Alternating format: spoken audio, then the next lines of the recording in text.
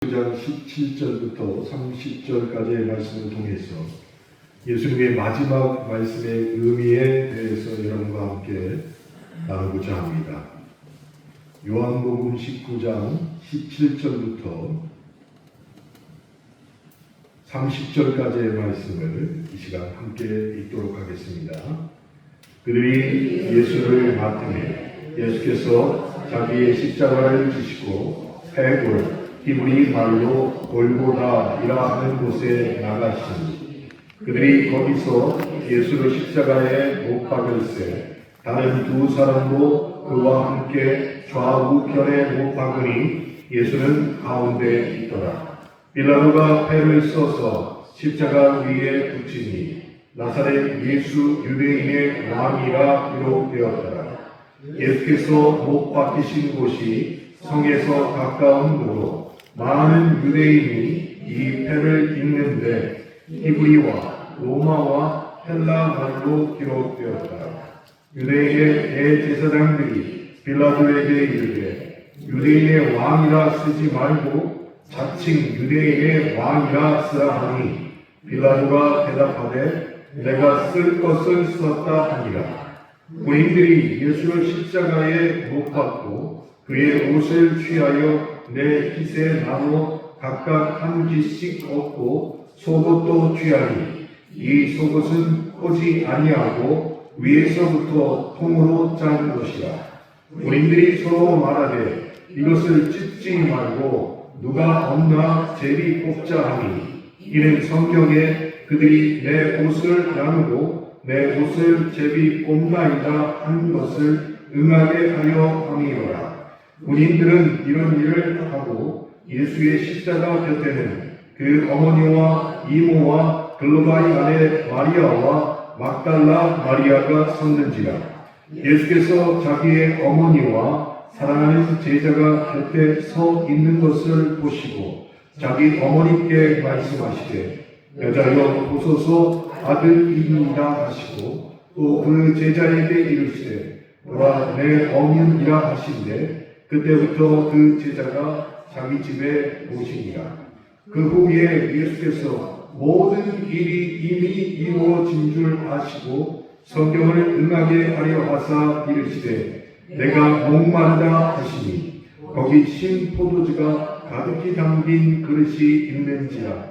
사람들이 신 포도주를 적신 해면을 우슬초에 메어 예수의 입에 대니 예수께서 신 포도주를 받으신 후에 이르시되 다 이루었다 하시고 머리를 숙이니 영혼이 떠나가시니라.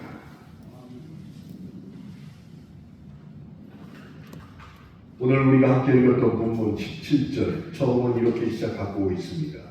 그들이 예수를 맡으며 예수께서 자기의 십자가를 지시고 해골 히브리 말로 골고다라 하는 곳에 나가시니. 그런데 이 17절의 말씀을 다른 복음서와 비교해 보면 눈에 띄게 빠진 것이 하나 있음을 알게 됩니다. 예수님이 골고다로 가는 길목에서 함께 십자가를 졌던 구레네 시몬의 이야기, 이것이 요한복음에서는 의도적으로 생략이 되어 있습니다. 구레네 시몬이 등장하지 않습니다. 어디서요? 요한복음에는 없습니다. 그럼 왜 이렇게 의도적으로 역사적으로 있었던 일을 요한복음은 생략을 하고 있냐는 것이죠. 요한복음이 말하고자 하는 바가 너무나 분명하기에 구레네 시몬의 이야기는 의도적으로 뺀 것입니다. 그럼 요한복음은 무엇을 집중적으로 말하고 싶어 하느냐? 이 십자가의 길은 오롯이 예수님 스스로 걸어가셨던 길이다라는 것을 매우 강조하는 것이 요한복음입니다. 그래서 요한복음을 여러분이 쭉 읽어보시면 아시겠지만 예수님은 로마 군대의 힘에 끌려 어쩔 수 없이 골고다로 가시는 분이 아니라고 요한복음은 우리에게 말하고 있습니다. 그럼 어떤 분이시죠? 스스로 그 길을 걸어가신 분이다 라는 의미로 요한복음은 계속 기술을 하고 있다는 것이죠. 주님이 당하셨던 십자가 처형, 로마 제국이 보완해낸 가장 잔혹한 형벌 가운데 하나가 십자가 처형이었습니다. 그래서 지금 이 시대에도 매우 유명했던 로마의 키베로라는 학자가 있는데 그 사람은 십자가에 대해서 이렇게 얘기했습니다. 가장 잔인하고 혐오스러운 형벌이 십자가 처형이다 라고 말이죠. 그래서 이토록 잔인한 처형은 결코 로마 시민권자에게는 부과하지 못한다 라는 법률조차 있었습니다. 그래서 로마 시민권을 갖고 있는 사람은 무슨 죄를 지었던 간에 십자가 처형은 받지 않았다는 것이. 그래서 노예나 반역자들에게 선고되는 처형이 바로 십자가였습니다. 그런데 예수님의 경우에는 굉장히 특이한 점이 있습니다. 왜냐하면 그들의 법률상 십자가 처형을 받으면 시신조차 매장을 하지 못하는 법률이 있었습니다. 그런데 예수님은 십자가에서 내려오신 이후에 시신이 매장이 됐지 않아요. 그래서 이 당시 연구하던 연구원들은 이렇게 얘기합니다. 십자가 처형은 우리, 즉 로마에게 도전하면 이렇게 된다라는 것을 공개적으로 다른 제국에게 말하는 것이었다. 이렇게 해석하고 있습니다. 우리 로마에게 대적하지 말아라. 이런 뜻이었습니다.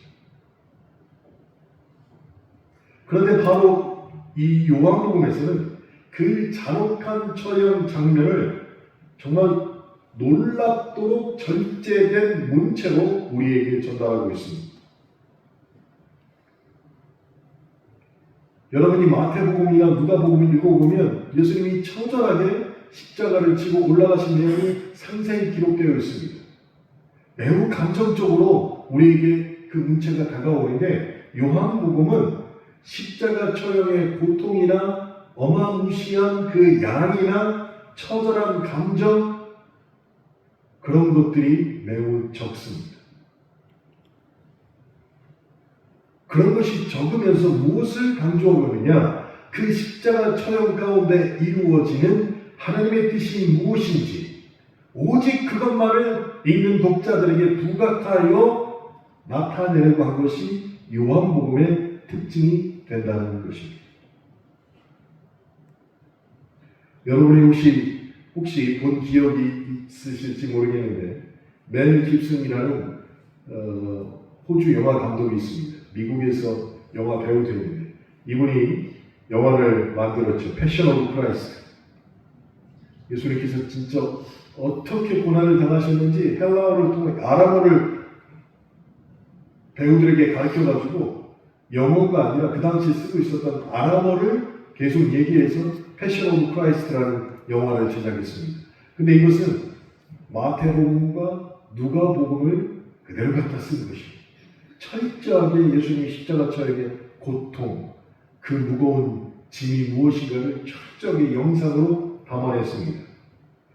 그래서 십자가 처형이 더없이 현실적이고 처절하게 영화를 그려내고 있었어요. 그걸 보고 처음부터 끝까지 눈을 뜨고 영화를 볼 자신이 아직도 저에게는 없습니다. 그런데 그렇게 예수님의 십자가 처형을 그려내기만 한다면 그렇게 골고다를 고통의 양과 무게로 재현해낸다면 그 십자가에 달리신 예수님의 고통과 그 자리에 있었던 사람들의 통곡이 극대화되는 것은 너무나도 자명한 일이겠지요. 그래서 사람들의 마음에 더 감동을 줄 수 있습니다. 그런데 요한은 그 길을 선택하지 않았다는 것입니다. 눈에 보이는 광경이나 감정에 휩쓸려서 십자가 처형에 담겨있는 하나님의 뜻을 혹시나 놓치면 어떻게 할까라는 그 염려함이 그의 문체에 그대로 배겨난다는 것이. 그래서 요한복음에서는요, 매우 덤덤하게 골고다를 오르시는 예수님을 그려내고 있습니다.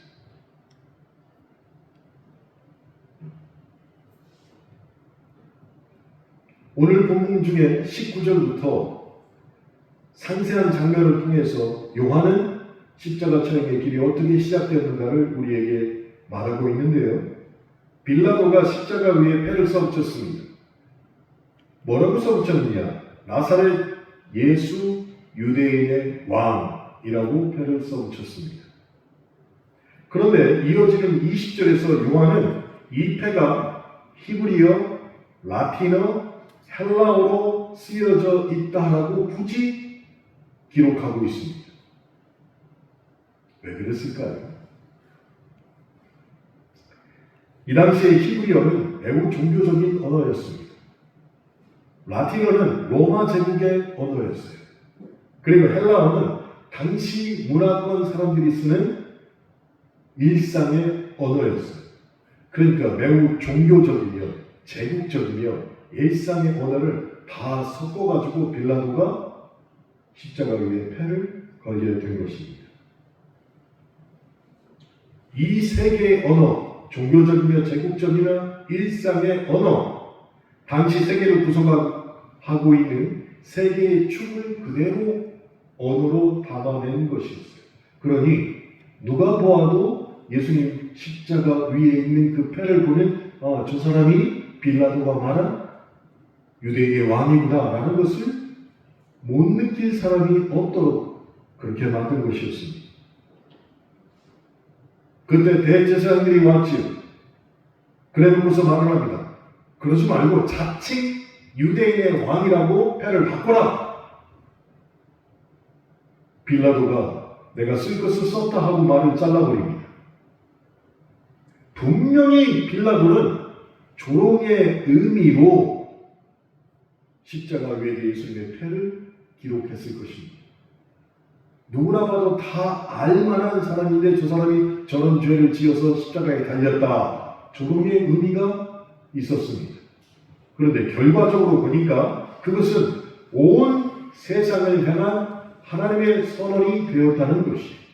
그래서 요한복음은 그런 것을 집중해서 다루고 있다는 것이. 예수님의 고통이 얼마나 컸으며 그 짐이 얼마나 무거웠는가는 마태복음, 누가복음을 통해서 잘 알고 있기에 요한복음은 거기에 나타난 하나님의 뜻이 무엇인가를 그렇게 간결하게 쓰고 있다는 것이.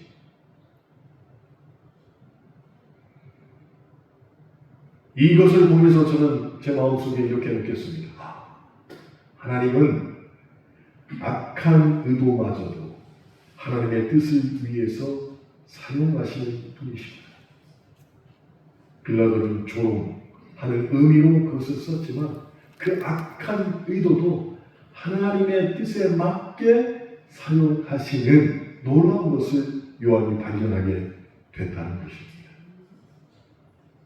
그리고 그 패가 그것을 우리에게 전달하고 있는 것이죠. 그러니 믿으시기 바랍니다. 정말로 악한 의도를 가지고 나에게 다가오는 사람이라 할지라도 그 사람까지 하나님께 맡기셔야 됨을 믿으시길 바랍니다. 이제 28절로 가겠습니다. 십자가에 달리신 예수께서 내가 목마르다라고 말씀하셨습니다. 저도 목마릅니다. 주님이 내가 목마르다라고 직접 말씀하셨어요.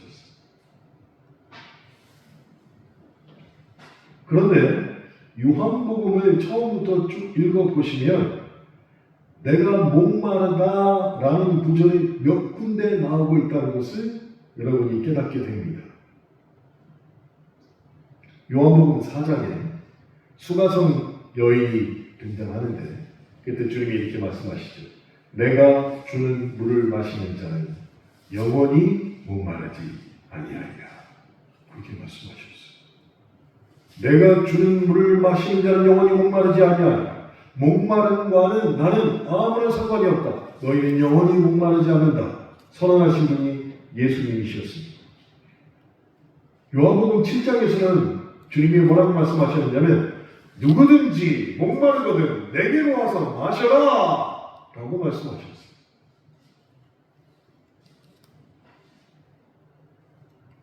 목마른 자에게 생수를 약속하신 분이 예수님이셨습니다. 그런데 요한복음 19장 와서 주님이 뭐라고 말씀하시냐면 십자가 위에서 당신 자신이 목마르다고 호소하고 있다는 것이. 아니 누구든지 목마르거든 내게로 와라 하셨던 분이 지금 내가 목마르다라고 말씀하고 계신다는 것이. 물론 저도 겪어보지 않았지만 고증들을 보면 십자가에 달리면 극심한 고통과 갈증이 따른다는 내용들이 계속 나오고 있습니다. 그런데 요한은 내가 목마르다라는 그 말 앞에 하나의 문장을 붙여놓았습니다. 뭐라고 붙여놨습니까? 오늘 본문을 보니까 모든 일이 이미 이루어진 줄 아시고 성경을 응하게 하려 하사. 이 말씀을 내가 목마르다 앞에 붙여 놓았다는 것이에요. 시편 22편 15절에 이런 구절이 있습니다. 나의 힘이 말라 질그릇 조각 같고 나의 혀가 입천장에 붙었나이다. 그러니까 예수님께서 지금 내가 목마르다라고 말씀하신 것은 단순한 육체적 고통이 아니라는 것이에요. 그런 무엇이냐? 성경에 예언되어 있는 말씀을 그대로 행하시려고 하신 것이에요. 다시 말해서 시편 기자의 기도가 성취되는 순간입니다. 예수님이 내가 목마르다라고 말씀하셨던 것이.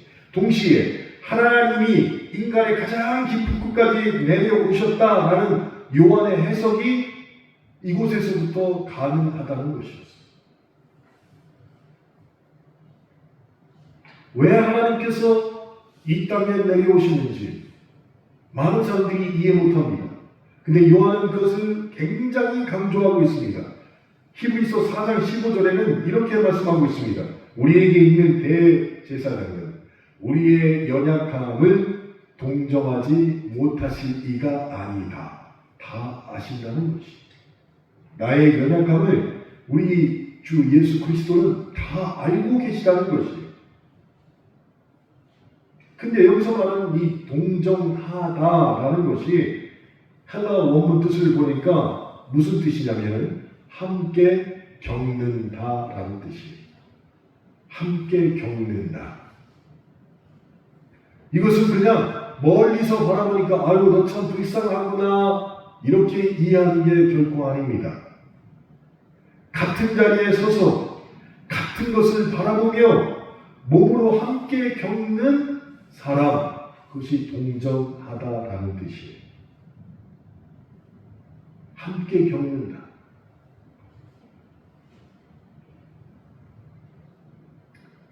제가 오늘 아침에 회의 갔다가 사무실에 있는데 밖에서 막 그라인드 소리가 막 나기 시작하는 거예요. 하고 그래.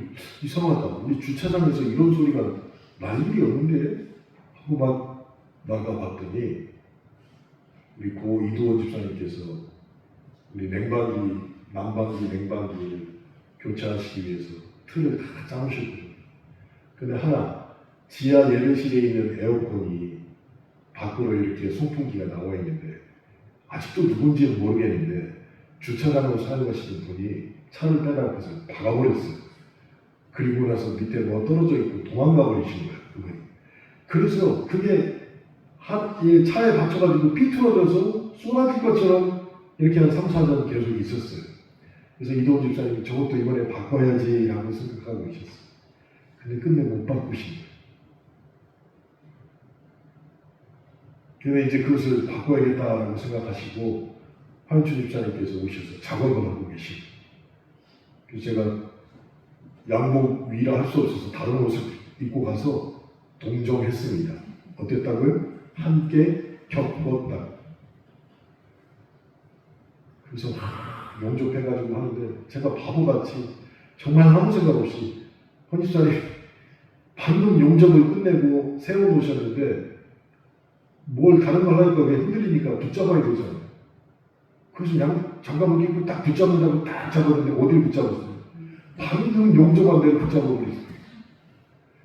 얼마나 뜨겁던지. 그래서 언뜻 보니까 이거 벌써 화상을 입어가지고 이렇게 올라가기 시작해요. 1초도 안 돼서 뛰었는데도 그렇게 되더라고요. 그리고 나서도 계속 끝까지 같이 있게 되었습니다. 왜요? 동정하는 심정으로. 무슨 심정? 함께 겪는 심정. 그러니까 하나님께서 우리의 사랑을 동정하지 못하신다. 이게 무슨 뜻이냐? 하나님의 우리의 사랑을 이미 함께 겪으셨다라는 뜻이에요.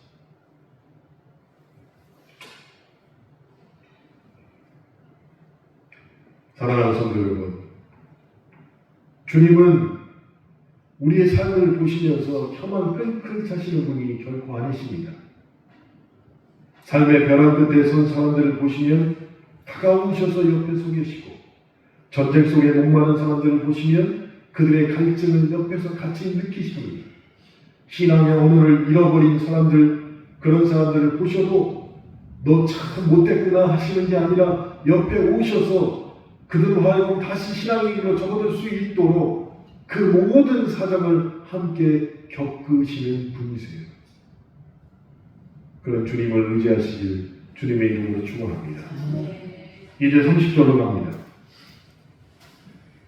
30절에 보니까 예수께서 신 포도주를 받으신 후에 이르시되 다 이루었다 하시고 머리를 숙이니 영원히 떠나가시니라. 이게 주님의 마지막 말씀이셨습니다. 이 부분에 대해서는 이미 우리는 다 알고 있죠. 예수님께서 마지막 하신 말씀, 헬라어 원어로 테텔레스타이라는 말을 쓰는데 웬만한 교인들은 다 알고 있습니다. 테텔레스타이. 주님이 십자가를 위해서 그렇게 마지막 말씀하셨습니다. 그걸 우리말로 번역하니까 다 이루었다 라고 하신 것이 테텔레스타이 하고 운명하셨습니다. 이 테텔레스타이, 다 이루었다, 이 뜻은 완성되었다, 목적을 이루었다, 이렇게 사전은 말하고 있습니다. 그런데 목적을 이루었고 다 이루었으니까 그냥 끝났다, 결코 이런 뜻은 아니라는 것이에요. 이거 주님 이제 끝났네? 결코 이 뜻은 아닙니다. 여러분, 당시 이 고대 사회에서는요, 채무를 완전히 상환했을 때, 내가 누구에게 돈을 빌렸어요. 물론 이자도 줬습니다. 근데 이자뿐만 아니라 원정까지도 다 상환했을 때, 그래서 마지막 최종 다 상환했습니다 라는 최종 영수증을 받을 때, 그리고 거기에다 마지막 도장을 찍을 때, 그때 무엇이라고 하느냐? 테텔레스타이라고 말하는 것이. 테텔레스타이. 다 끝났다. 다 이루었다. 이 뜻으로 단어였어요. 내가 너에게 돈을 빌렸는데 그 원장까지 해서 지금 다 너에게 주었다. 그러니 마지막 최종 영수증을 나한테 주는데 그냥 주는 게 아니라 너의 도장을 찍어서 영수증을 달라. 그래서 그 영수증을 받으면 나는 테텔레스타이라고 말하는 것이. 그때 쓰는 단어입니다. 근데 주님이 마지막 말씀이 뭐였냐? 테텔레스타이였다는 것이에요. 그러니 주님이 내가 갚아야 될 것을 다 갚았다는 의미예요. 완전히 상환했다라는 의미가 되는 것입니다.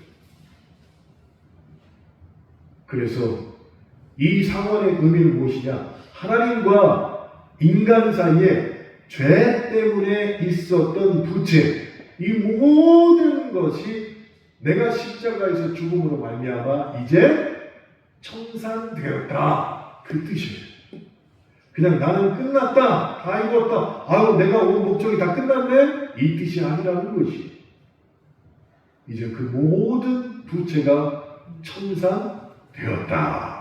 그래서 예수님께서 마지막 하신 말씀이 테텔레스타이, 마지막 영수증을 도장을 찍어서 이미 내가 받았다라고 말씀하시는 것입니다.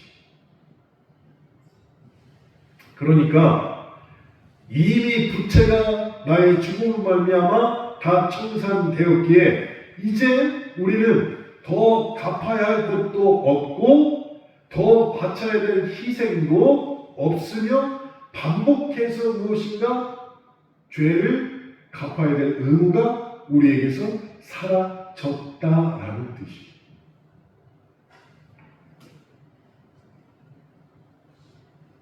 요즘 살다 보면요, 매일 사방에서 증명을 우리에게 요구합니다.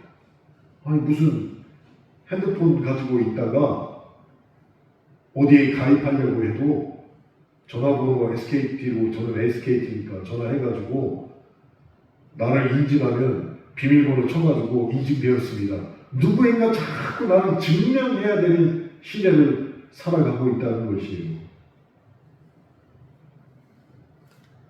그래서 사람들을 만나면 집을 가진 것도 있는데 가진 것도 없는데 나는 뭐 잘 살고 있고 나 많이 벌고 있고 나 괜찮아 보여. 자꾸 이렇게 거짓아닌 거짓을 말하는 시대. 누구인가 나는 증명돼야 되는 시대를 보내고 있다는 것입니다. 그리고 그게 이제는 피로로 다가온다는 것이에요.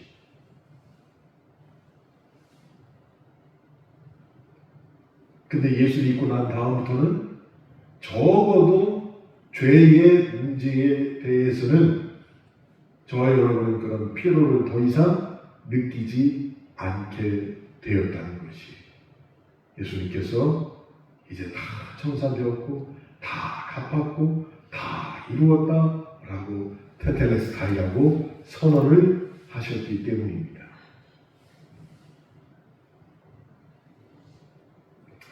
이 문제에 대해서 많은 종교 개혁가들이 싸움 아닌 싸움을 하게 되었습니다. 우리가 알고 있는 루터가 있죠. 1518년에 하이델베르크 논쟁에서 두 종류의 신학자들이 싸우게 되었어요. 신학자들끼리. 근데 어떤 종류냐? 하나는 영광의 신학을 따르는 사람이고 또 하나는 십자가의 신학을 따르는 신학자들끼리 싸우게 된 것이었어요. 그 영광의 신학자는 누구냐? 하나님의 권능과 성공과 찬란함 속을 추구하고 따르는 사람이에요. 하나님은 언제나 전능하십니다. 하나님은 언제나 우리를 성공하게 하십니다. 하나님은 우리를 이 세상에서 찬란한 속에 머물게 하십니다. 왜 그럽니까? 하나님의 영광 그 자체이기 때문입니다. 영광 신학자. 그래서 그런 신학자들은 그리스도인이라면 적어도 사회적으로 성공하고 부유하며 명예를 얻어야 된다라고 가르쳤어요. 왜요? 내 뒤에는 하나님이기 때문에. 영광의 하나님이 버티고 있기 때문에 우리가 그것을 쫓아가는 사람이기 때문에 우리도 더불어 부유해야 되고 명예로워야 되고 그렇게 가르친 게 영광의 신학자들이었습니다. 근데 그 반대편에 서 있는 십자가의 신학을 따르는 사람들이 있었어요. 이 사람들은 영광의 십자가를 따르는 사람들과 전혀 다른 장소에서 하나님을 만나는 사람이었습니다. 고통과 악함과 죽음 속에서 우리는 하나님의 얼굴을 가장 똑똑히 볼 수 있다라고 가르쳤던 신학자들입니다. 그런데 예수님의 죽음이라는 이 십자가 촬영을 놓고 보면 영광의 신학이 완전히 무너지게 된다는 것이. 하나님의 아들이 목마르다고 말씀하셨습니다. 하나님의 아들이 그리고 나서 고개를 숙이셨습니다. 그리고 죽으셨습니다. 여기 어디에 하나님의 영광이 드러나고 있습니까? 그 자리가 어떤 성공의 자리도 아니었습니다. 권위가 있는 자리도 아니었습니다. 어떤 힘이 있던 자리도 아니었습니다. 골고다 언덕 아래였다는 것이에요. 예수님의 기적을 보고 그분을 따라온 사람들도 그 자리에 있었을 것이에요. 저분이 십자가에 달렸지만 저분이 십자가에서 내려오실 것이다. 이렇게 기대하며 그 마지막 장소까지 따라온 사람들도 있었을 것입니다. 그래, 하나님의 아들이시니까 십자가를 뽑아들고 천사들이 나타나서 이런들을 다 정리하시겠지. 끝까지 그렇게 믿고 있던 사람들도 그 자리에 있었을 것입니다. 그런데 시간이 지나자 주님께서는 마지막 고개를 숙이시기 전에 테텔레스타이, 다 이루었다라고 말씀하시고 고개를 떨구신 것이죠. 그리고 났더니 그 자리에서 하나둘씩 떠나갑니다. 영광의 신학을 마음에 품고 있었던 사람들이 다 뿔뿔이 헤어진 것이죠. 하루가 지나고 이틀이 지나고 사흘이 지나갑니다. 사흘이 지난 순간 인간의 모든 기대와 소망이 다 끊어진 자리가 되었습니다. 마치 하나님이 부재하신 것처럼 고요한 사흘이 그리고 난 다음에 그 다음에 우리는 무슨 일이 벌어졌는지 알고 있지요. 주님이 부활하신 것입니다. 주님이 부활하신 것입니다. 그래서 부활절이 지난 지 얼마 안 됐지만 우리는 부활절만 부활에 대해서 생각할 게 아니라 그냥 일평생 신앙생활하는 가운데 이 부활을 신앙의 중심을 놓고 살아야 되는 사람들이 십자가의 신앙을 추종하는 사람들은 이렇게 생각합니다. 그 사흘이라는 침묵 속에 주님은 뭐라고 계셨을까? 여러분에게 똑같은 질문을 드려볼게요. 주님이 죽으셨습니다. 모든 소망이 끊어진 그 사흘 동안 주님은 무덤에서 무엇을 하고 계셨을까?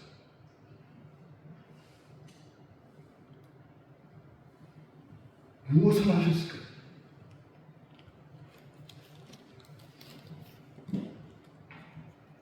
여기에 대해서도 각 교단의 창시자들끼리 논쟁이 많았어요. 루터교를 믿고 있는 루터는 어떻게 얘기했느냐? 그 무덤 안에서 그리스도께서 악의 세력을 꺾으셨다. 사흘 동안 이렇게 해석합니다. 근데 장로교 칼뱅은 뭐라고 하느냐? 그리스도께서 무덤 안에서 지옥의 고통을 대신 감당하셨다. 이렇게 교리를 만들어냈습니다. 근데 침례교에 영향을 주었던 발타샤르라는 신학자가 있어요. 발타샤르. 이 사람이 이 당시에 아주 충격적인 이론을 얘기를 했습니다. 무엇이라 되느냐? 루터는 3일 동안 무덤 안에서 예수 그리스도께서 악의 세력을 꺾으셨고, 칼뱅은 3일 동안 그곳에서 우리가 당해야 되는 지옥의 고통을 주님이 다 당하셨다라고 얘기했는데, 발타샤르라는 신학자는 예수님은 3일 동안 무덤 안에서 아무것도 하지 않으셨다라고 주장하는 것입니다. 아무것도 하지 않으셨다. 무엇인가를 정복하러 가신 것도 아니고 그곳에서 영적인 전투를 치르러 가신 것이 아니다. 그냥 십자가에서 죽으신 그리스도께서 하신 일은 그 무덤 안에서 단 한 가지, 죽은 자들 가운데서 죽은 자의 상태로 그저 그들 옆에 누워 계셨다 라고 주장을 한 것입니다. 모르겠습니다. 이 설교를 준비하면서 루터가 얘기한 큰 책도 급하게 읽어보고 칼뱅이 얘기한 것도 급하게 읽어보고 했는데 제 마음에 온 감동은 이 발타샤르의 말이 제 마음에 감동이 왔어요. 죽은 자들 가운데서 죽은 상태로 그저 그들의 곁에 누워 계셨다. 그래야만 주님께서 이 땅에 오신 하나님의 아들로서 우리를 동정하지 못하신 분이 하나도 없게 되는 것입니다. 우리와 함께 겪는 모든 것을 함께 겪으신 분이 되는 것입니다. 여러분, 모르겠습니다. 우리는 아직 경험해 보지 않았기 때문에. 그런데 우리가 죽음을 두려워하는 이유가 이거 하나는 분명한 것 같아요. 우리가 죽고 난 다음에 우리 곁에 아무도 없을 것 같아서 두려워하는 것 같아요. 우리가 죽고 난 다음에 내 옆에 아무도 없으면 어떡하지? 그게 너무 두려워요. 이 교회 앞에, 카북길 바로 교회 앞에 경찰 은퇴하신 분 계셨잖아요. 경찰 은퇴하신 남자분이 계셨어요. 밤에는 그냥 메리아스도 안 입고 반스 하나만 입고 이 동네 왔다 갔다 하시고 막 그러셨어요. 근데 그분이 이제 점점 더 치매기가 안 좋아지니까 요양병원에다가 자녀들이 넣으려고 했더니 3번이나 탈출하셨대요. 요양병원에서. 어떻게 나를 여기다 넣냐고 해서 그분이 3번이나 탈출하셨다는 거예요. 그게 입원하고 4개월 만에 돌아가셨어요. 그래서 이 집을 지금 팔려고 내놨다는 거예요. 그분이 왜 그렇게 자꾸 탈출해서 집으로 오시려고 하셨어요? 집에 오면 적어도 자기 부인하고 딸이 있잖아요. 거기 가면 아는 사람이 아무도 없어요. 죽고 나서도 내가 죽고 나면 내 앞에 아무도 없으면 어떡할까? 그게 제일 두려운 내용인 것 같아요. 다른 말로 하면 죽고 나면 모든 관계가 끊어지기 때문에 우리가 두려워한다는 것이에요. 그런데 그 아무도 없는 그 자리에 그리스도께서 먼저 내려가셨다는 것입니다. 그렇게 그 두려움을 떨고 있는 자들에게 내가 먼저 가 있으마 하시고 먼저 내려가신 것입니다. 이것이 우리에게 위로가 되고 이것이 우리와 함께 겪는 것이며 이것이 바로 우리의 사랑을 동정하지 못하실 분이 없으신 분이 되는 방법이에요. 그래서 죽음 너머까지 인간이 도달할 수 있는 가장 그 깊은 바닥까지 하나님이 먼저 가셔서 누워 계셨다는 것이에요. 아무것도 안 하시고.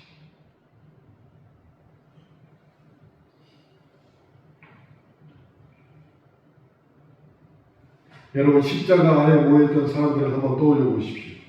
그 자리에 예수님의 어머니가 있었고 사랑하는 제자가 있었으며 그리고 예수님과는 전혀 상관없는 로마 병사들도 있었습니다.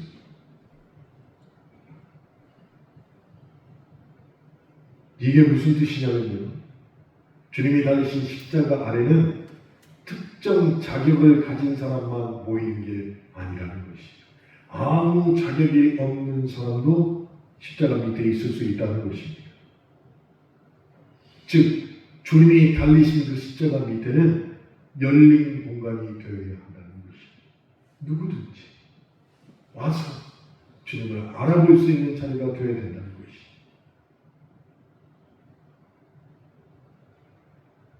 그래서 주님의 마지막 말 테텔레스타 다 이루었다라는 말의 뜻을 그 자리에서 알아듣는 은혜가 있어야 된다는 것입니다. 오늘 밤 우리는 이 자리에 빈손으로 나와 있습니다. 그리고 나서 우리는 이 말씀을 듣습니다. 주님의 이 세상에서 마지막 하신 말씀 다 이루었다. 네가 더 이상 책임질 게 없다. 이미 다 내가 끝냈다. 이 말씀을 정말 믿는다면 주님의 마지막 말씀하신 그 한마디가 오늘 밤 이 어둠 속에서 우리의 유일한 빛이 되심을 또한 믿어야 할 것입니다. 주님의 그 말씀이 우리에게 유일한 위로가 되심을 확신해야 할 것입니다. 십자가 위에서 모든 것을 우리 주님은 이미 이루셨습니다. 죽음의 자리까지 내려가셨고 우리 곁에 누구신 주님의 그 은혜가 두려움에 떨고 있는 우리로 하여금 위로를 이미 얻게 하셨다는 것을 확실하고 믿어야 한다는 것이에요. 적어도 내가 가지고 있는 두려움과 불안을 이제는 다 믿으면 정말로 다 이 말씀이 나에게 믿어진다면 주님 앞에 내려놓으시거나 양도하시길 바랍니다. 제가 지난주 오후 예배 때 말씀드렸지만 정말로 뱀파이어 같은 그리스도인이 되지 말자는 것이 주님의 피만 원하는 구원만 받기 위하여 주님의 피만 원하고 주님에게 다 맡기라고 내가 맡겨놓은 상처, 자존심 상한 것 이런 거는 다시 찾아와서 끙끙 내 안에 두고서 알고 있지 말자는 것이 다 주님에게 드려서 정말로 다 이루었다라는 말이 내 안에 이루어지시길 주님의 이름으로 축원합니다. 기도하겠습니다.